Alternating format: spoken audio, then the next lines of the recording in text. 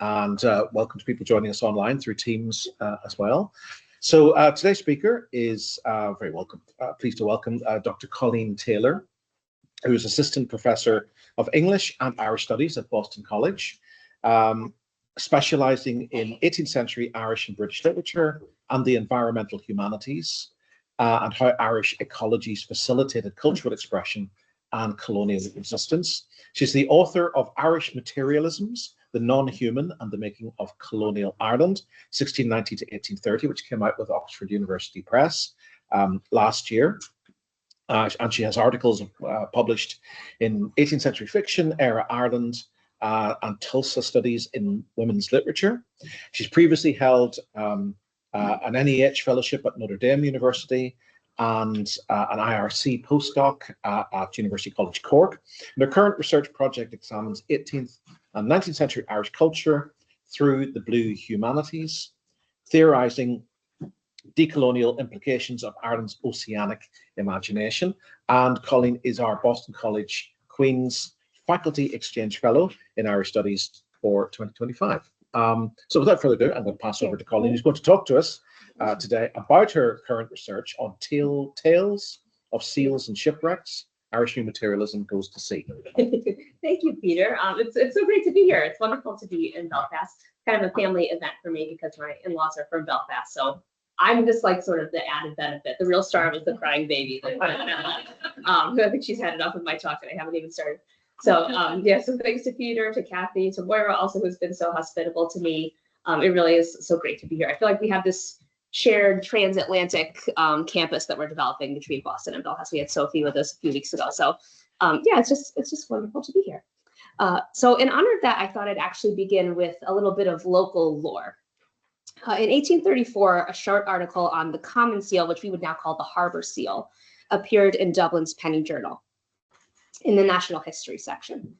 Combining natural science, folk legend, and most importantly, local knowledge, it impresses upon readers the companionability of harbor seals with human society. And it states, lively and gentle in manner, the common seal is easily tamed. It seems even to feel affection and is fond of the society of men.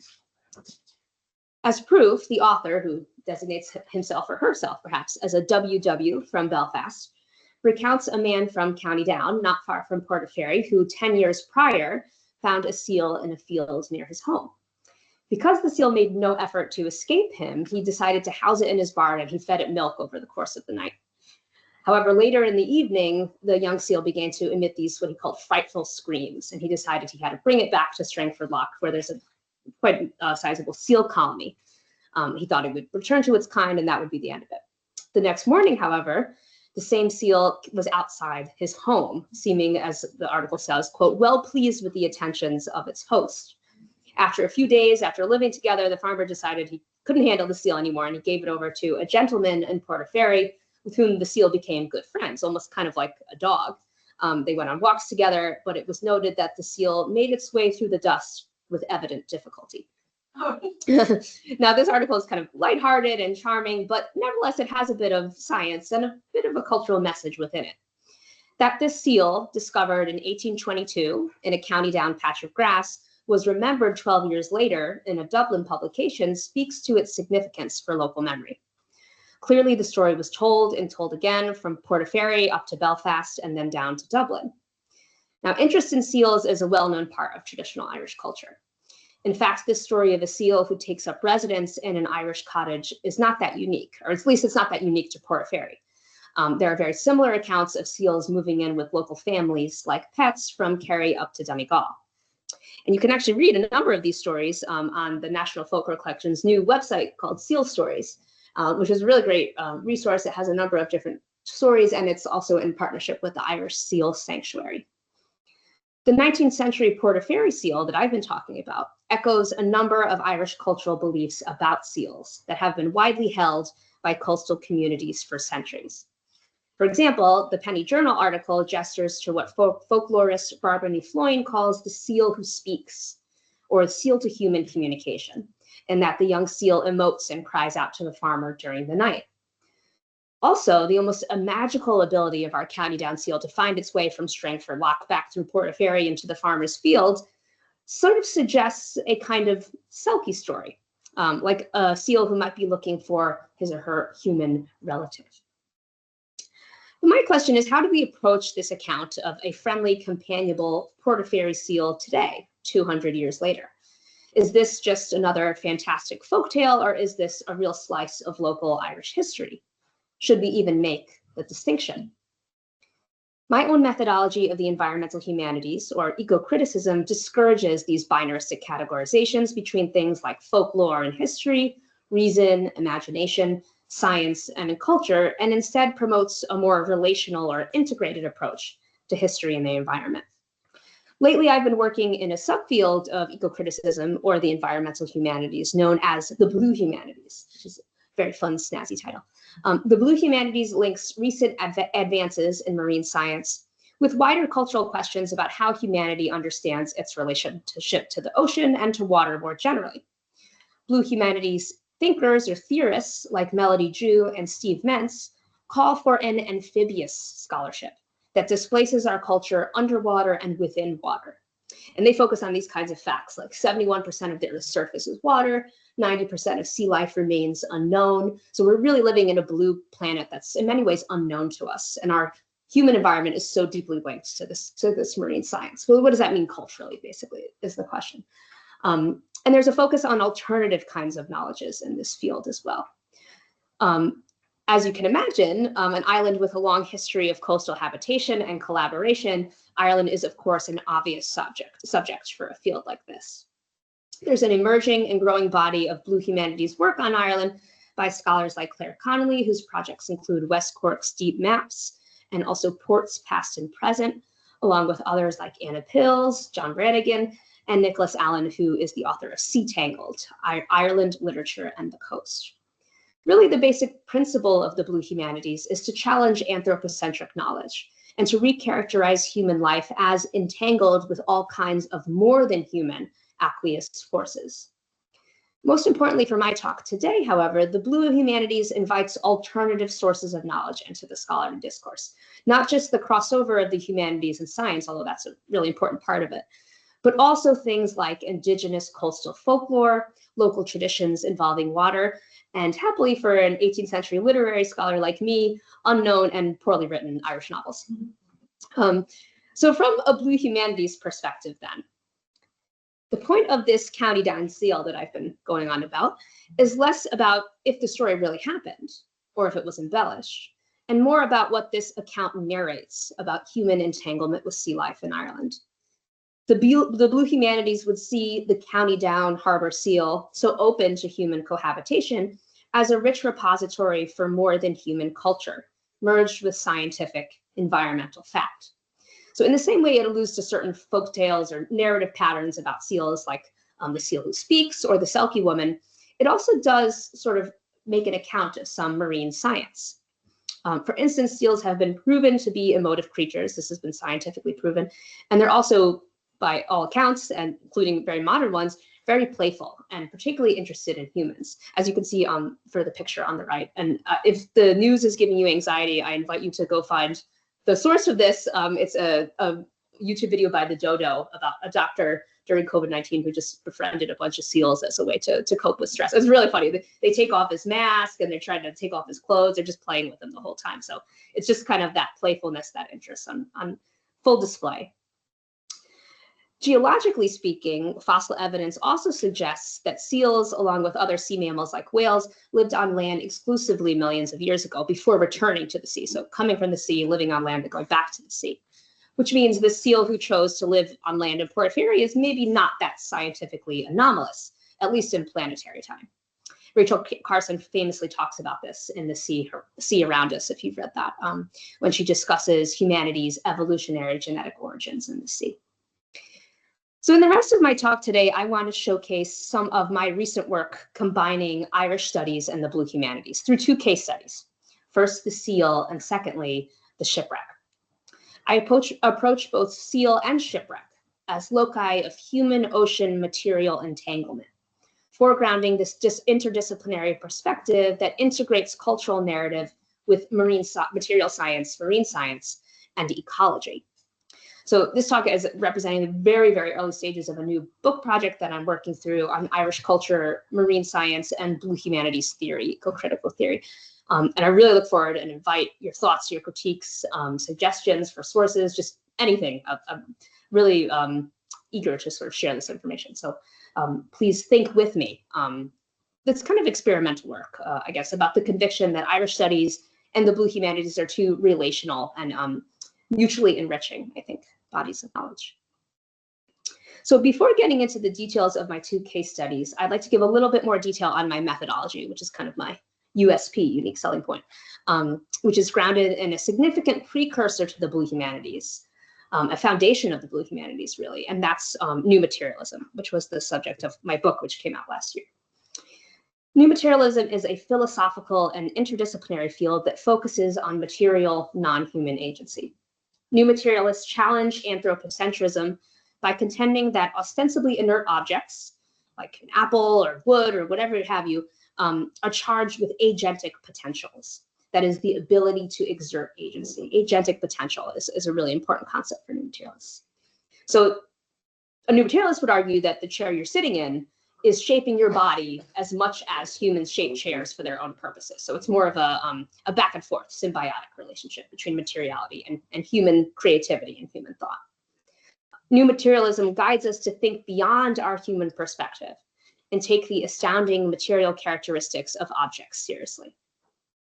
Since its development by thinkers like Jane Bennett, who's probably the most famous name in new materialism, her book Vibrant Matter is up there, and Karen Barad, who's a physicist by trade, but also was really important in the development of new materialism, they sort of generated the field about 15 years ago. And since it's kind of grown the environmental humanities as a wider field by highlighting diverse non-human agencies, basically the ability of matter and ecosystems to influence our thought and our culture, not just breaking down that separation of nature culture. In fact, someone like Donna Haraway makes it all one word: nature culture. It's all one thing. Right? There's no difference.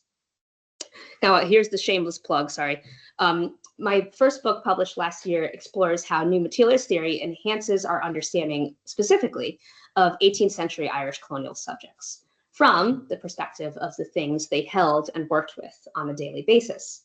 So each chapter is organized according to a particular thing and how the material and literary engagement with these particular objects. So you can see them: coins, flax, spinning wheels, mud cabin in the cover, and pigs. And how each chapter sort of reflected both colonial ideology, but also resistance toward and creativity within those colonial constraints. Looking at Irish culture through the properties of everyday materiality helped to deepen my knowledge of the people who interested me most from the 18th century. And those were the often illiterate, poor farm laborers and tenants. In writing this book and researching, I felt like I had a closer and more tactile understanding of that undocumented population. Through the material minutiae of their lives, I found evidence of their resistance, creativity, and great depth. But writing that book also led me to some wider questions, which have now sort of been the foundation of this new book project. It moved me actually from very small material details, like a very slender, thin piece of flax fiber, to wider questions about the terrestrial picture at large in Irish culture, specifically things like how colonial ideology disqualified or suppressed creative ways of thinking about and working with the environment in Ireland. For example, in 2 chapters, I explore how stereotypes about animalistic, piggish Irishmen silence the benefits of mud cabins or mud-walled homes, and also human-pig collaboration in the 18th century. And I can say more about that in the Q&A. I could talk about pigs for a long time. So if you're interested, happy to do it. But what does all this have to do with water? What does this have to do with my oceanic case studies, the shipwrecks and the seals? Well, lately, new materialists have begun to remind us of something. Water is material too. So we kind of think of water as immaterial. It exists out there in the ocean. It's a distant, empty, silent space, the vast ocean, right? The vast waves. But in fact, none of this is true. Water is very material. It comes in all kinds of forms: saline, freshwater, ice, glaciers, swamps, fogs. I could go on and on and on. Sea life is also loud. It's conversational, signifying. Most underwater mammals, including fish, use sound to communicate, also smell. Salmons famously smell, right? They send out messages and they tell stories just like we do. So under the blue framework, the blue humanities framework, human bodies themselves also emerge as watery, as porous, open to and contiguous with wet ecologies. Acknowledging water's multiple material agencies, therefore, kind of supercharges the new materialist ethos of decentering the human perspective, because it plunges it underwater, displaces it, and upends not just the human perspective, but also the terrestrial and gravity-bound perspective. Blue humanities writers think a lot about gravity, how gravity sort of embodies the way that we think, and it's a metaphor too. Like even for us literary people, what's the surface level meaning? What's the deep meaning? Right? That there's kind of a terrestrial bias in that. Over the past couple of years, however, leading new materialist thinkers like Stacey Alamo and Sirpal Opperman, both of whom have been really inspiring for all of my research, have consciously worked to bring the idea of material agency out to sea. So Stacey Alamo argues that new materialism's idea of agentic capacity, which I mentioned earlier, that agential matter, highlights the planetary importance of marine subcultures, from harmful ocean plastics to gelatinous jellyfish, and even deep sea creatures that we've not yet identified. They nevertheless have all this kind of agency that's impacting our life on land. Sirpal Opperman, who's coming from more of a literary background, so she's a little bit more relevant for my methodology, argues that the sea is both a discursive and material entity that shapes our human narratives.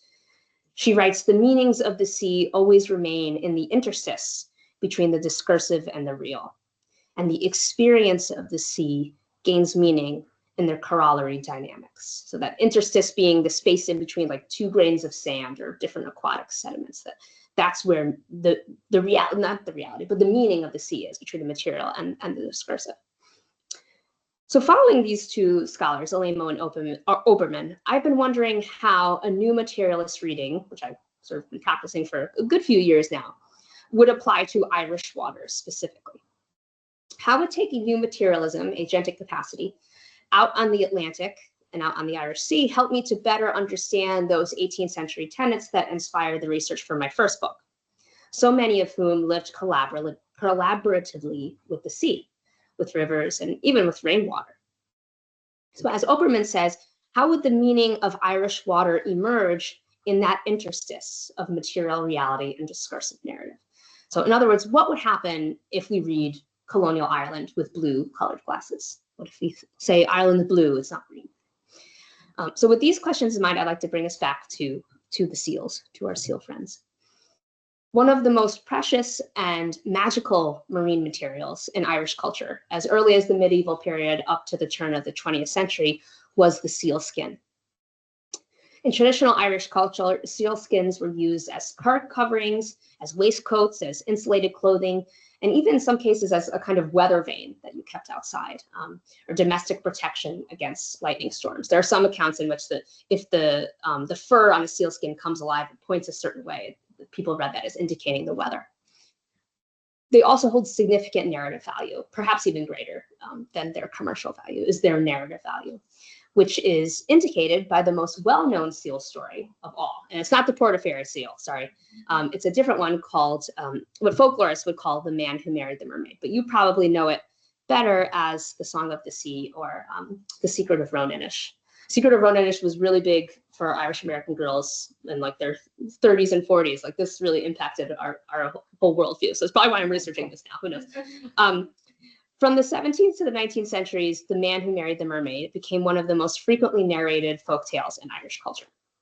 In fact, there are over 300 versions of this tale just in Ireland's National Folklore Collection. So if there's only 300 recorded, you can imagine how many more times it was actually told and retold. So add much more zeros onto that. And in case you don't know it, I'm sure you do, but the story goes something like this. Man sees beautiful woman on the beach. She has a seal skin piled next to her.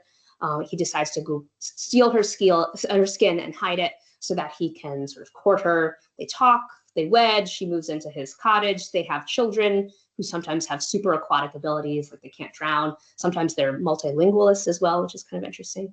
But all the time they're having this domestic bliss, the woman is longing for the sea and she's trying to find her seal skin. So he keeps it in a secret place. In some accounts, it's in the roof, and others it's outside. But one day, when the man returns home for a journey, he finds that the seal skin is missing. It's been found, and the wife has returned to the sea. And he tells the children she can't come back for another 100 years. Now, this Selkie, or the seal woman character, is not unique to Ireland. There's parallel Scottish Selkie tales. There's similar Welsh, Danish, and Icelandic versions. But what is unique for the Irish context, I think, is this story's particular resonance at a particular moment. And that's the 17th and the 18th centuries. Scholars have argued that the tale became increasingly popular among Native Irish society after the defeat of the Gaelic order in the late 17th century, when the Anglo-Irish ascendancy secured dominance over Irish-speaking Catholic peoples. And interestingly, some accounts in the National Folklore Collection date this tale to the rebellion of 1798. And in one version I read, actually, it was dated even more specifically to the Battle of Killala, the French landing at Killala in September of 1798, which clearly implies some national connotations. The connection to the Battle of Killala, however, might be material as well. And again, this is where my new materialists focusing on the materiality is coming through.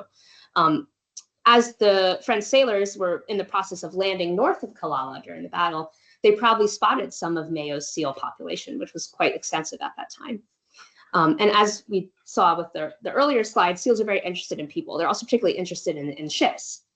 So it might have been that the arrival of the French battleships sort of drew their attention, or perhaps it disturbed their normal patterns of water in the littoral waters and forced them on shore, which then would have been quite an event for local villagers. And we're going to return to 1798 and the landing of French ships on Irish shores and waters in the second half of the paper. So by the 19th century, the story of the man who married the mermaid kind of came full circle, and it actually entered the Anglo-Irish literary imagination.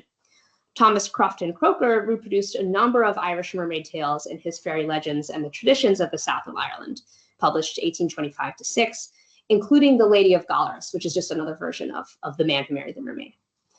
Anna Maria Hall, who's better known for her didactic text, The Sketches of Irish Character, published 1829, published a short story called The Seal Wife in an American publication, Godey's Lady Book. This came out in 1843. And the story, set in Donegal, really captures the oceanic materiality of the original folk tale. She writes with great detail about the gray seal skins. And she says, they were shining, all of them, like satin, though some were black and more gray, but at the very top of the pile was the most curious of them all, snowy and silver white. There's a lot of focus on the snowy silver white skin in the various stories, not even just The Man Who Married the Mermaid, because it's typically associated with the baby seal skin, so the most precious of all. Folklore critics have been interested in The Man Who Married the Mermaid primarily for its symbolism, or what it suggests allegorically. Sylvie Muller, for example, she reads the tale as an allegory for human pregnancy, the seal skin as a symbol of what she calls placental power. Others characterize it as a warning not to marry a foreigner, not to welcome someone from outside into your home. Others see it as a warning about captivity and domesticity, perhaps for women. Barbara Neefloyne, who has written the most about this, and most recently as well, she argues the myth is fundamentally about, quote, mankind's balance with the environment. Gregory Darwin sees it as a narrative map with which to understand the emotional experience of colonial dispossession, which then helps to explain why the tale also became so popular in the 17th and 18th centuries following the fall of the Gaelic order. He frames the mermaid marriage and the half-sealed children as the Irish peasantry's cognitive attempt to reclaim some kind of social and genealogical prestige. A Catholic family's ancestral connections with the elite mermaid world, he argues, could alleviate the pain of social disempowerment and loss of land under the penal laws. So if you're completely disenfranchised, oh, but my children are half seal, or our family comes from the water, from the seal kings. So while I believe all these interpretations hold water, pun intended, a blue humanities approach informed by new materialism would have us approach it a little differently. Not really as an allegory for something else in human society, but as a source of real material ocean-based knowledge. I've begun to hypothesize that this well-known story originates in something far simpler, a unique material fact about seals, which I myself only discovered when researching this story, and that is that they molt. Gray and harbor seals, which are Ireland's two native seal species, both shed their skins once a year, exposing a new shiny layer underneath. Because of their thick skin's extraordinary insulating abilities underwater, seals do not circulate blood next to their skin. Therefore, they don't grow new skin continuously like we do. Therefore, they need to be surrounded by air for an extended period in order to regenerate new skin, and thus make, it's kind of like we get new clothing and keep our clothing fresh and strong and warm. Molting happens the same time every year, actually kind of around now, late winter, early spring. It takes about 4 to 6 weeks. And crucially, it's done in group of packs or hundreds of seals will come on shore and all molt together. The experience is highly uncomfortable for them. It makes them irritable and itchy, and they can't swim, which is, of course, their natural habitat, which is why they do it in groups, so they can protect themselves. And only after the molting period are they equipped to go underwater again, to keep their warmth, to breathe life underwater. So Irish people would have had their best views and greatest access to seals during the molting season. For coastal communities, it would have been quite an event when the world of the deep ocean came on land in remarkable numbers. And it remains so today. Organizations like Seal Rescue Ireland have very specific guidelines and warnings for human interaction with seals during the molting season. Molting season was also seal hunting season, when those who didn't really heed cultural taboos against killing seals would take advantage of their vulnerability to make a profit off their skins and oil in an international market. And I'm happy to say more about seal hunting in the Q&A. I've kind of just cut that bit out for the sake of time. Therefore, the stories detail about seal people coming ashore every 100 years. Remember, the father tells the children that the mother won't return for another 100 years. Should not be read solely as a device to establish the fantastic, but also, I would argue, as material marine knowledge. Simple fact that seals return to the same spot every year to molt. When reading the Blue Humanities in a new materialist way through the integration of marine science and cultural narrative, The Man Who Married the Mermaid sheds its humanist, anthropocentric skin and reemerges as a tale that encodes empathy with the non-human. Not so much human society, but the non-human. That's my unique argument. The discomfort resulting from the mermaid's stolen skin in the story, her longing to find it again and return to the sea, is arguably a narrative acknowledgement based in material marine knowledge of the discomfort and vulnerability seals suffer when molting, the tragedy of being banned from their typical playful dives, as well as the joy of finally returning to the sea when their skin is regenerated. So if not scientific knowledge in a traditional sense, our beakers and our lab coats, Irish folklore offers a kind of indigenous and experiential epistemology about local marine fauna.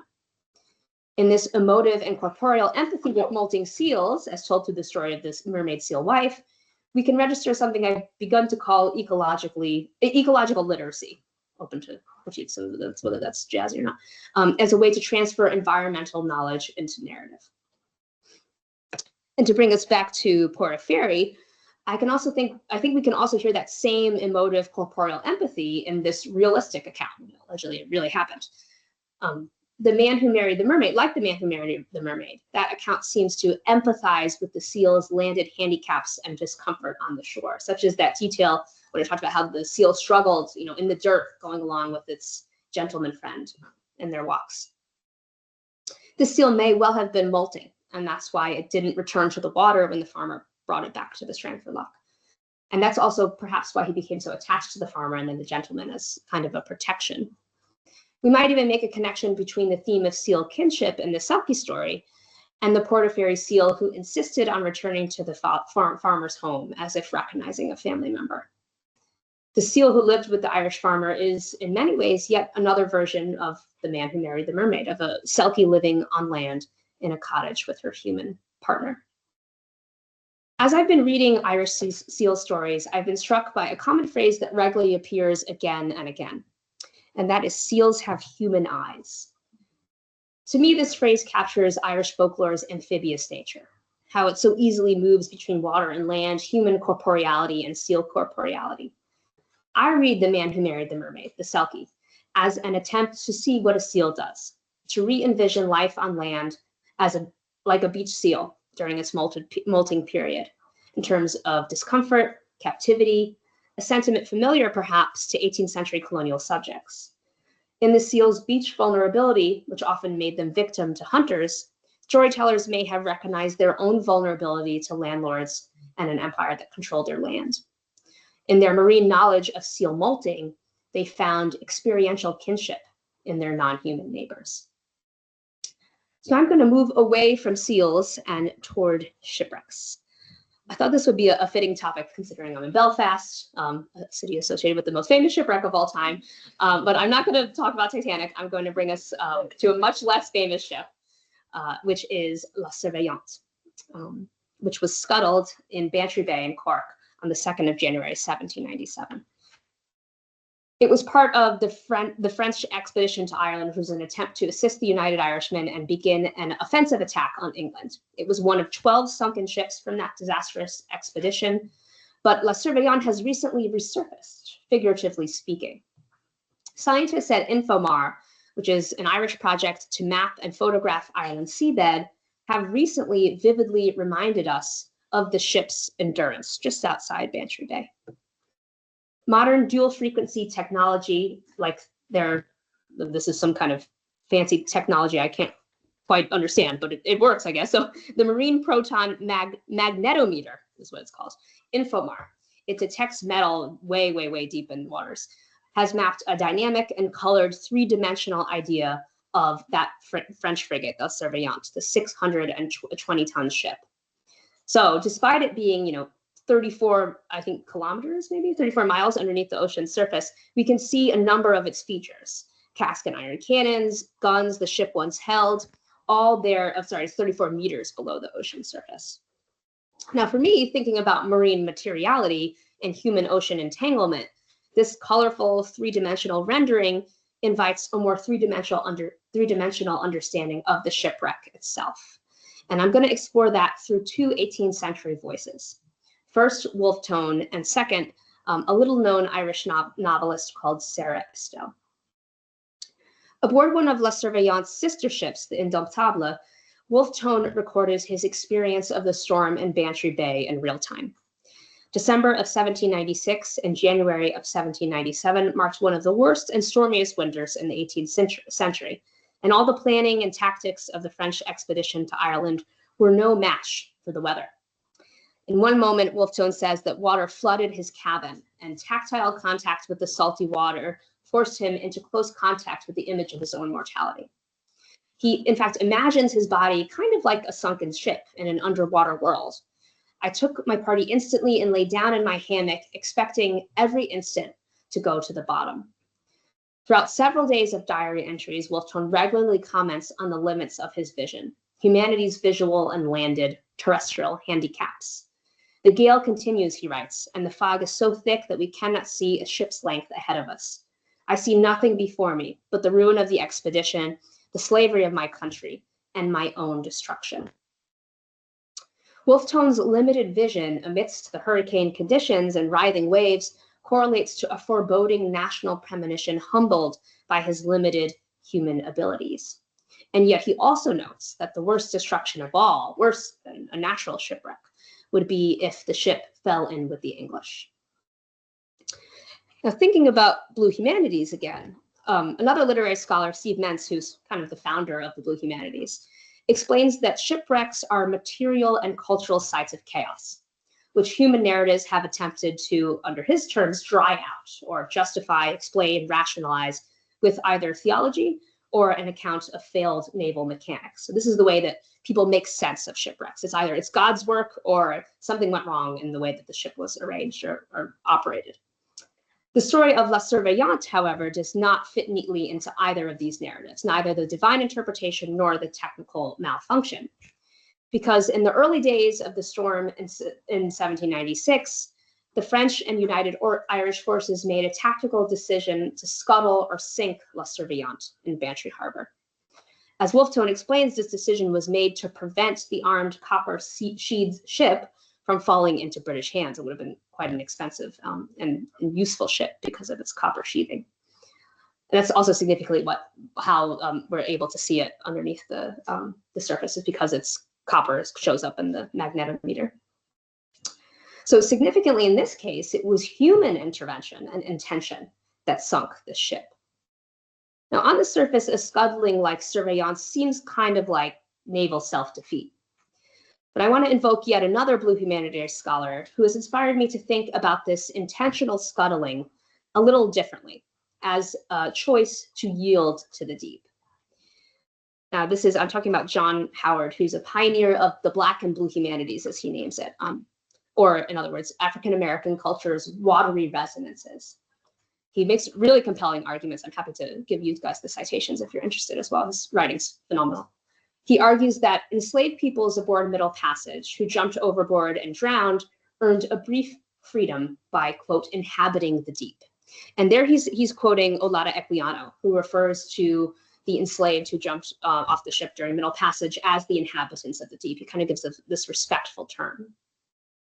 Howard proposes this idea of inhabiting the deep, however brief it was for the enslaved, as an aqueous decolonial alternative to the imperial impetus of settling and taking land. So to turn to water, to have that blue imagination, to go entirely into water and to accept life in the deep, Howard argues, is the resistance or challenge to an otherwise imperial terrestrial ideology. We might view the shipwreck La Surveillante similarly as a decolonialized inhabitant of the deep in its own right. A ship once purposed for maritime struggle and French imperial expansion in the Americas now lives, demilitarized, peacefully integrated into the Bantry seabed, supporting and porous to new marine life. We can imagine the macroflora and fauna attached to and growing from the ship's walls, lobsters, crabs, and shipworms who take residence in the cabins. Under this decolonial vision, a shipwreck like La Surveillante transforms from an empty, broken vessel into an active, material, more than human underwater ecosystem. And the modern imaging from Infomar, I think, helps with this recharacterization.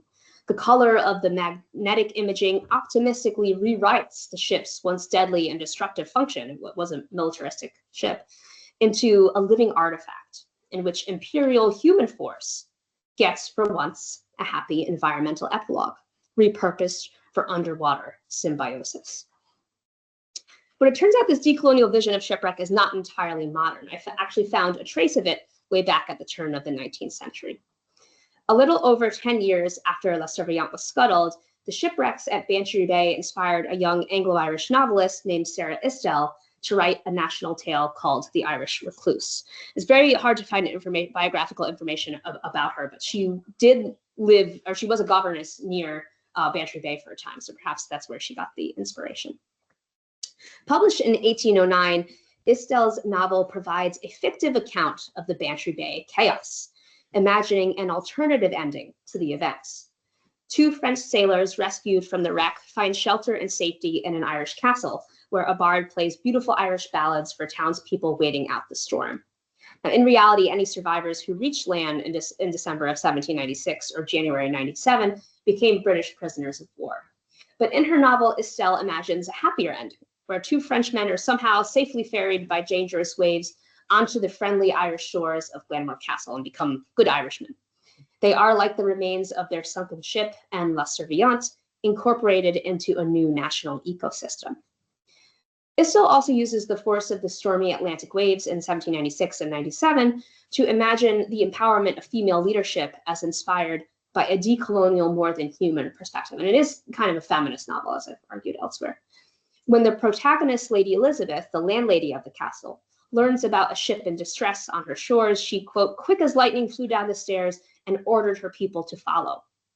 When her tenants express hesitance at helping French soldiers, Lady Elizabeth cries, and this is kind of the key quote for me, "They are our fellow creatures and in distress." Where feminine sensibility might have inhibited a traditional female character in an 18th century novel, Lady Elizabeth is undeterred. The novel tells us the sight was too shocking for humanity, but Lady Elizabeth's feelings were not of the selfish nature which shrinks from scenes of distress. In this moment, when Lady Elizabeth acts in favor of her fellow creatures, the novel's feminist argument aligns with a more than human vision that entangles life on land with distress at sea, a relationship that coincidentally really speaks to our current climate crisis of intensifying hurricanes and rising sea levels, and where what happens in the water, underwater, increasingly impacts our life on land to more and more dramatic degrees. And you guys have your own example of this with Lough Neagh, not too far from here. Thinking about these two tales of the same shipwreck, so wolf tones and then Isdales, we come back to a similar dilemma that I outlined at the very, very beginning of this talk with the Portaferry seal. So we have, on the one hand, Wolfe Tone's real account of the French shipwrecks in Cork, and Isdale's fictional one. But as with the seal tales, we should not prioritize one version of the other, but embrace them both as accounts that are part of Irish culture's blue imaginary. The visual rendering of La Surveillante on the ocean floor today arguably aligns more harmoniously with Isdale's imagined revision of the failed French expedition to a story of endurance, assimilation, and kinship beyond national identity and even species difference. It invites us to continue to extend Irish culture's archive beyond landed boundaries and deep underwater. So I'm wrapping up here, but I've tried to highlight the ethos of all blue humanities and eco-critical work, which is exploring how human culture can adapt with our environments and, in Isdale's words, our fellow creatures in an age of climate change. Irish culture, I suggest, provides a particularly salient example of this adaptive blue imagination. Its unofficial narratives, like folklore and historical fiction, teach important lessons about our material entanglements with marine life and oceanic events. So what other ships, what other seal people, what other stories await in Ireland's deep? And I think with that increasingly amphibious scholarship, we can begin to incorporate some of these subversive stories into the proper national archive. So thanks for listening, everybody. Thank you.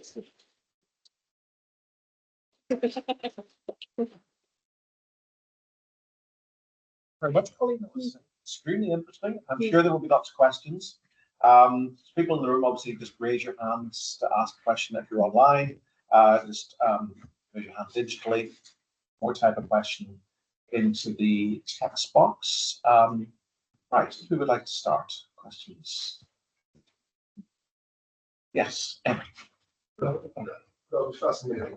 The question I've got really is about your single stories. Yeah. And a rather more perhaps cynical view of what might be going on in it. No, that's good. I need to test this out. That's good. Yeah. Yeah. Which is that, you know, the what humanity does with animals on land is where, when possible, it domesticates them. And those same stories are tales of domestication of ocean creatures. Right. Yeah, exactly. Yeah. So people have compared this, and people have read it. People like Sylvie Mahler, for example, and even actually Anna Maria Hall, who wrote the version in 1845. They've kind of given it a feminist bent because, despite the fact of domestication in The Man Who Married the Mermaid, she always escapes. She always goes back to the sea. So people have read that in kind of a feminist liberation aspect recently. So I could go along with that. But I think I'm trying to emphasize the corporeality aspect rather than the in line with the domestication. So that it's a trapped embodiment as well as like a trapped landedness, which actually has material environmental roots. But you're right. I think that it should be approached in a cynical way as well, because of, as I mentioned briefly, seal hunting was pretty rife in these periods as well. And so people would have used seals' vulnerability or their domestication or their interest in humans to their own sort of murderous advantage. I think in some ways then this becomes the attempt to expand a kind of materialism from land. Exactly right. Yeah. So it's kind of almost paradoxical. It kind of has a double-edged bent to it. So I focused on the happy, optimistic part, but yeah, there is a darker side, definitely.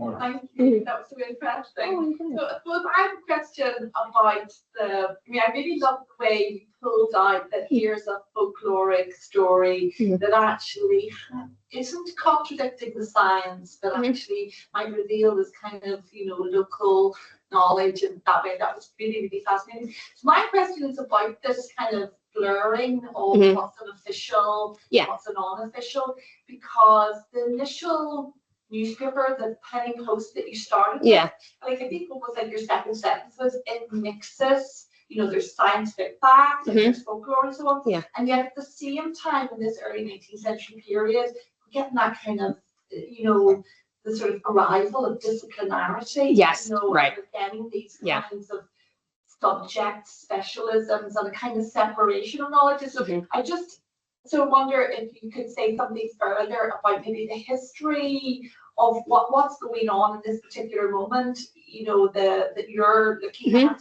in relation to those kinds of questions, and or do you know anything about that kind of history, about how now we're maybe challenging that separation? Are we coming out of that, you know, sort of a long durée of, you know, where this set in, this kind of professionalization, where these things were established as binaries? Yeah, no, so actually a little bit, I know a little bit. I don't know if this will be a super satisfactory answer, but so actually it was an Irishman who is credited with defining the Ireland's two native seal species, the harbor seal and the gray seal.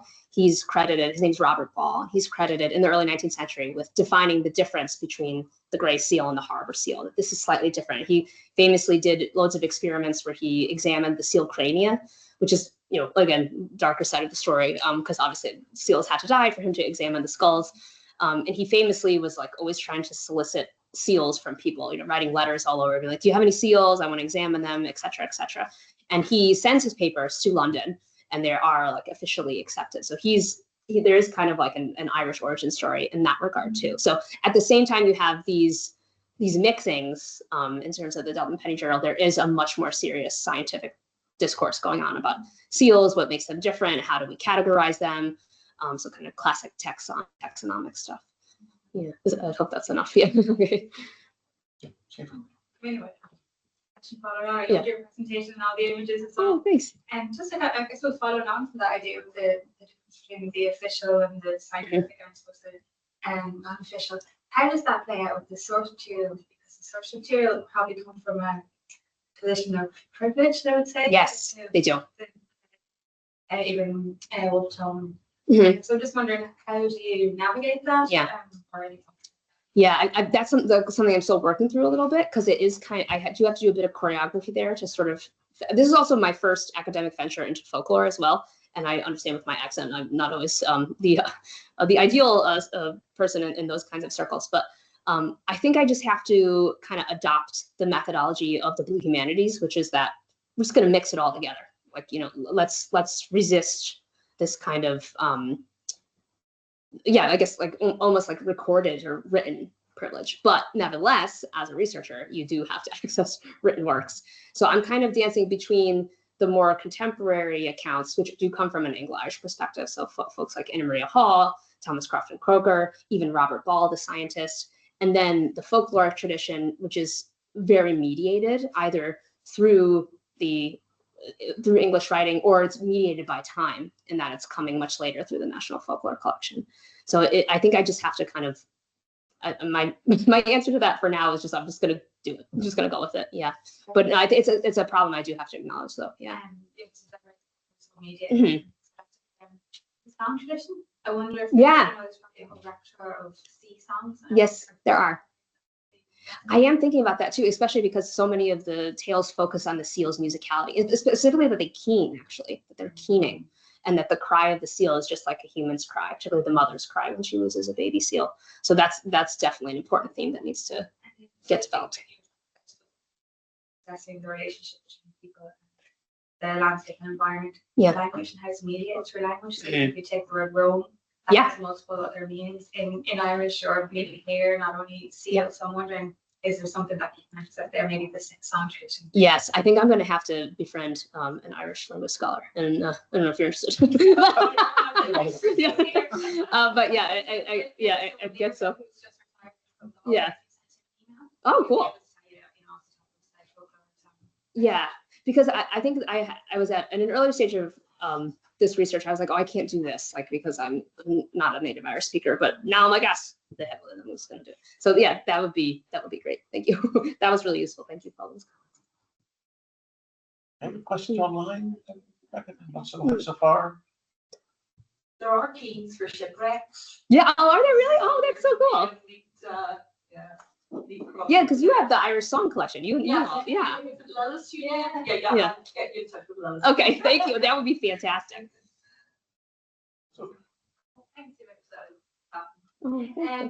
This is more of just a ramble. then a question. Yeah.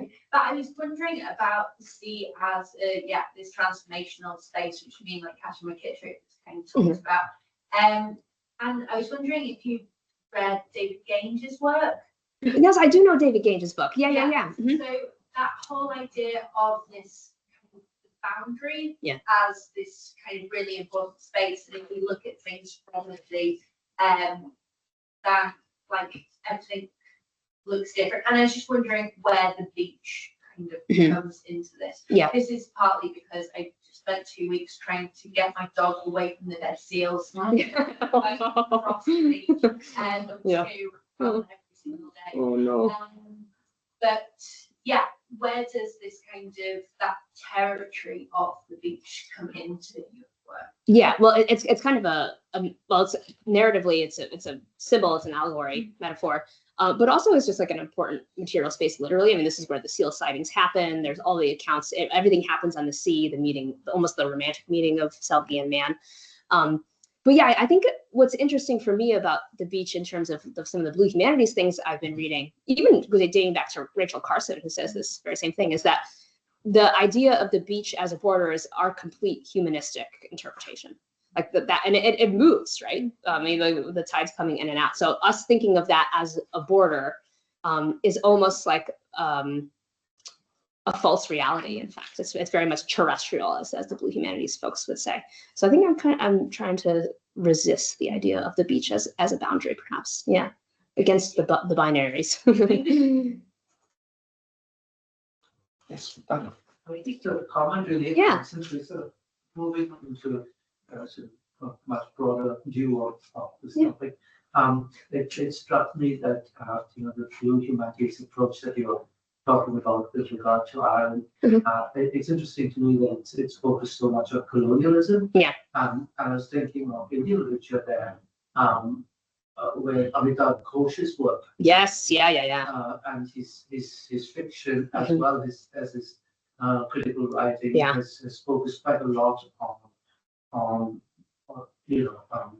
water.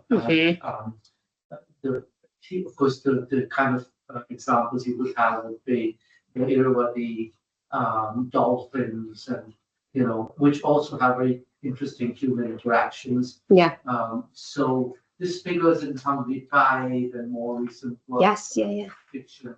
So and also the loads of literary connections between Ireland and India from the 19th century. So despite me, just as you're thinking about this and entering this, and working on this, it just occurred to me, suggest this as a kind of development which has very similar interests. Right.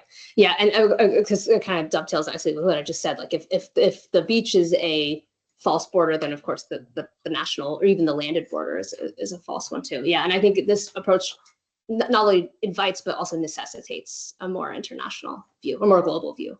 Yeah, thank you. I'll have to go back to my Amitav Ghosh. I haven't read him in a couple years. Thank you. Yes. Fun, fascinating. Oh, thank you.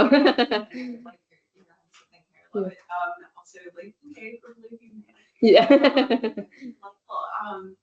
And my question is kind of like, I'm trying to think of you, and we've already kind of gone in this direction. I'm trying to think of even more ways in for you to kind of like keep exploring like all these things. Is there an opportunity, and hear me out? Yeah. Is there a possibility that pirates might be your next stop? It's funny you mentioned that because I've been thinking a lot about Grace O'Malley lately. Yeah. Yeah. These like tales from the sea, we have ships, we have shipwrecks, cannons, and it was like so pirates. And another piece that was like kind of intersecting for me is like the golden age of piracy intersects with like the modern minimum. And so there's this like really like wild season when it's like, hooray, there's not as many storms, like let's plunder. Yeah. It's like I said, I'm trying to think of more ways, and if I had a question somewhere in there. No, that's really useful. It had to do with like is there an opportunity for pirates? Oh yeah, I hope so. I think that's kind of an equally half folkloric, half real kind of story, or in between. It's in the folkloric real, in the between. Yeah, like I said, I've been thinking a lot about Grace O'Malley. I think, I don't know why, she's, when you do this research, for some reason it all comes back to her. So yeah, I think she is. Yeah, thank you. Yeah. Oh boy, I better get working on that. That's a big topic.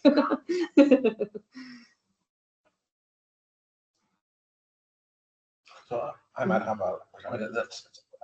what's a wonderful talk, and it's stimulating me to think about what I don't know about seal-human relations in the 19th century.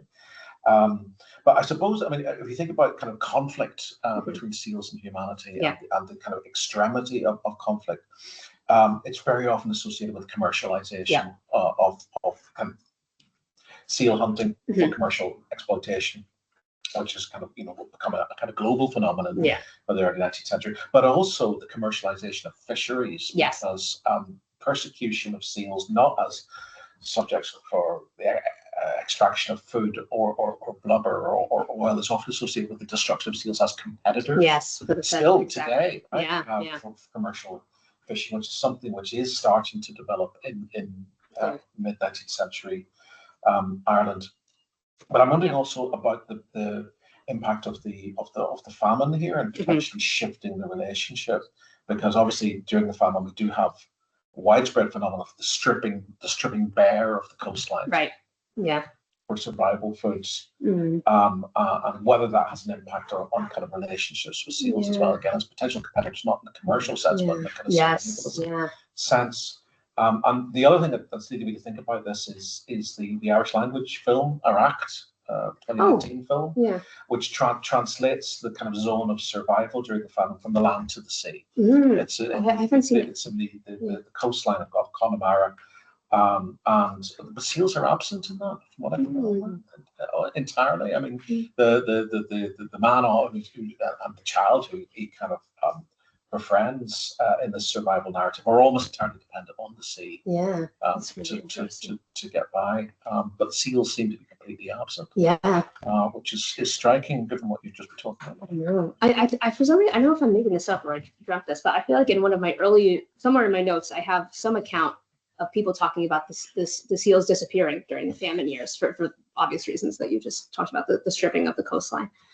It does seem like the story itself seems to be linked always with 1798, not always, but more often than not, rather than direct connections to the famine. But I think I do have a resource of that. It's minimal though. It's something I want to and have to explore more, because it's sort of, I mean, even the fact that the Seal Wife story is published, I think 1843, and then what happens a couple years later. So it does seem to be really topically significant timeline wise. Yeah, thank you. I'm going to have to think more about that.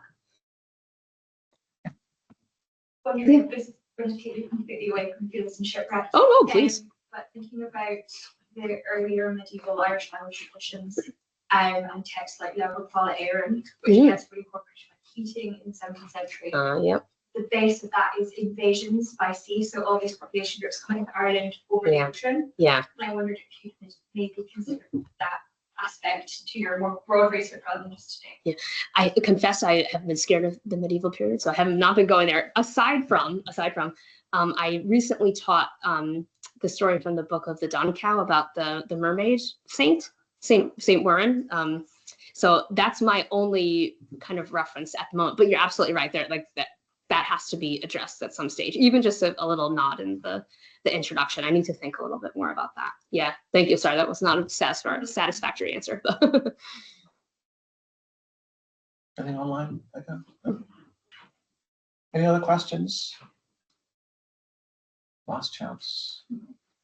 Well, Colleen, this is really exciting and fascinating work, and it stimulated all of us, I'm sure, to kind of think in new ways about the relationship between land and sea in Irish culture. So thank you so much for your research. Thank you, everybody. We look forward to see it coming out in print. And we might be waiting a while for that. Thank you, everybody, for coming out this beautiful day. Thank you for coming out.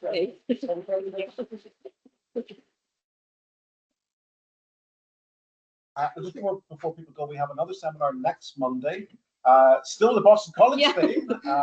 So we have Rob Savage from Boston College coming to talk to us about his current research on the death of an informer in London in 1974. So very much building on his previous research on the Troubles. So that'll be in this room 4:30. Yeah, that's next Monday on 7. yeah. You recommend that? Yes, I recommend. Rob has Rob- told me about the project. It's really, really interesting. Okay, thank you all very much. Thank you.